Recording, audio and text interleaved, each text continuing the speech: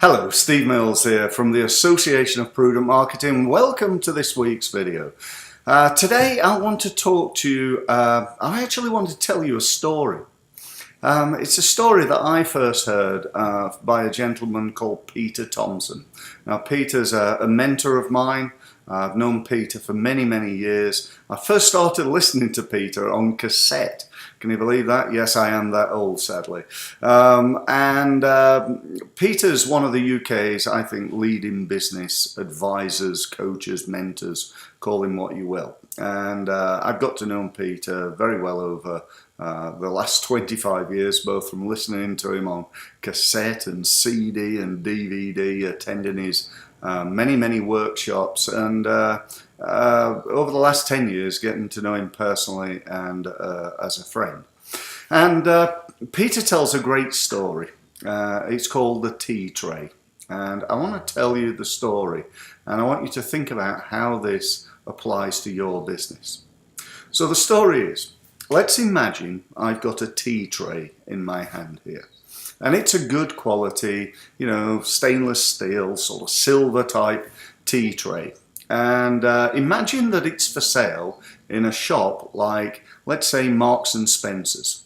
My question for you, or my first question, is how much do you think that tea tray would cost in Marks and Spencer's? Now, I've asked hundreds, maybe even over 1,000 people that question, and Peter's probably asked many thousands of people.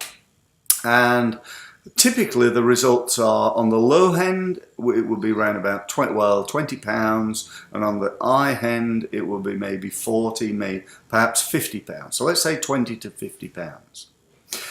Let's then take the same tea tray and this time sell it in Harrods in London, the big famous department store. How much do you think it would be worth if it was for sale in Harrods? And again, the question that you need to think about is, what's the value in Harrods? So typically people would say, well, £60 up to the highest I've had is £400 for the same thing. Third question, what about if this tea tray, still brand new, still in its box, still the same tea tray, was for sale at a boot fair? How much would you expect to pay for it at a boot fair? Now again, for most people, the answer is a lot lower. And the lowest I've ever had is 50p. They were really prudent marketers. And the highest is probably about £10. So asking the same market, if I'm in a room with, let's say, 100 people, they're the same people, the same market. Dependent on where it's sold, they're willing to pay anything from, at the low end, 50p, and at the high end, £400. My question to you is why? How could that be? 50p to 400. How could that be? Asking the same market. Well, my belief is it's all about perception. It's about perception of price. It's about perception of product. It's about the perception of the company. And it's about perception of the price. When I buy my £400 tea tray at Harrods and I come out of Harrods feeling very proud with my green bag, I walk down the street and I take it home and I show all my friends, and I don't actually use it for carrying tea. I would never do this. £400. I sit it on my beautiful furniture and I use it as an ornament.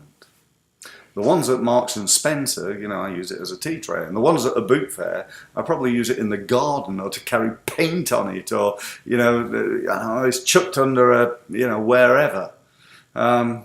So, what we value is very different. And it's all to do with perception. Perception of price, perception of the product, perception of the person selling it you, definitely perception of the company that you're buying it from, even perception of the bag it comes in. I love buying Apple products, And one of the most like bizarrely fantastic thing about Apple is the box it comes in. It's like a real in fact, I save my Apple boxes. How sad am I? But I do, because they're such quality, and I'm sure one day they will come in useful. But seriously, my question to you is, where are you? Where are you in terms of your product, your company, your pricing, and the perception of you as a person? Are you Harrods, M&S, or at a boot fair? If you've got a great quality product, but it's priced at a boot fair, then what's the perception of that product? Is it boot fair pricing? Is it a boot fair product? And the other question to ask is, where do you want to be? You don't have to be at Harrods. You might sell a lot more at the boot fair, sell millions at a boot fair. Anyway, I've got another really important question, or series of questions to ask you. What would happen to your business and your products and your sales if you put your prices up by 1%? Well, nothing, no, I could do that, yeah. What about 2%? Yeah, I could do that, Steve. 3%? Yeah, I could probably put my prices up by 3%. So what about 4, 5, 6, 7, 10%? Oh, I'm not sure I could do 10%, Steve. But you might be able to. So my big question is, what and how could you test price to improve the profit within your business? Now, don't get me wrong. I'm not suggesting you go to all your customers and tell them that you're going to put your prices up by 10%, and so you lose half your customers. I don't want you to do that. But what I do want you to do is to just test price. Maybe for new customers, maybe you could, or new markets, you could test your price and see if you could just notch it up a little bit, 5%, 10%. Maybe you could go, 30% increase in price. Often price is, it's something that makes people think about the value. Do you want to, there are people around, I'm sure you agree, that would never buy a £5 tea tray. They want a quality one. It's only £5, it must be poor quality. Not necessarily so, but the perception is that. So today is all about increasing price. What I want you to make sure that you do is to keep a track on your conversion rate. Okay, so let me explain. Let's say you get 10 leads coming into your business in a period of time, and you're currently converting 5 of those into sales.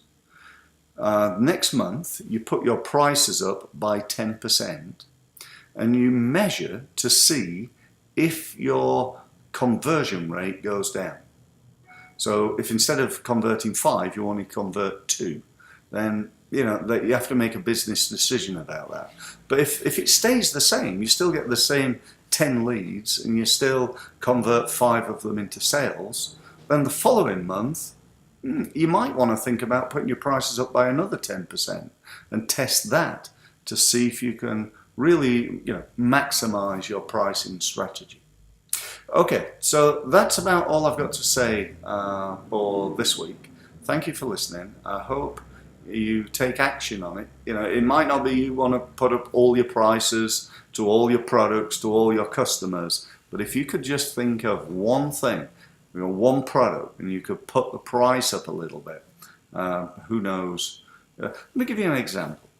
The price as I speak right now of a pint of beer, let's say, is at my local pub, it's £3.60, right? Would it make any difference whatsoever if it was £3.70, £3.80, £3.90? What about £4? £4.10, 20. If I'm going like £4.50, I might start thinking, do you know that's it's a little bit more expensive, but I do like this pub, and you with me here? And we're talking about significant increase in price here from 360 to 450, 460 You know, there is a ceiling, isn't there? You know, especially with a commodity like a pint of beer. But you know, I can pay anything from about £3 to about £5 for a pint of beer. I know, because you know, occasionally I'll do that. And you know, really, it's about the perception of it. You know, £3 in a rundown pub in Sheffield, where I'm from, to a top hotel in London. You know, it's going to be what, 5, 6, even more. Who knows? So anyway, I'll leave you on that thought. Thank you very much for listening. Again, take action, and I look forward to speaking to you next week. Thanks very much.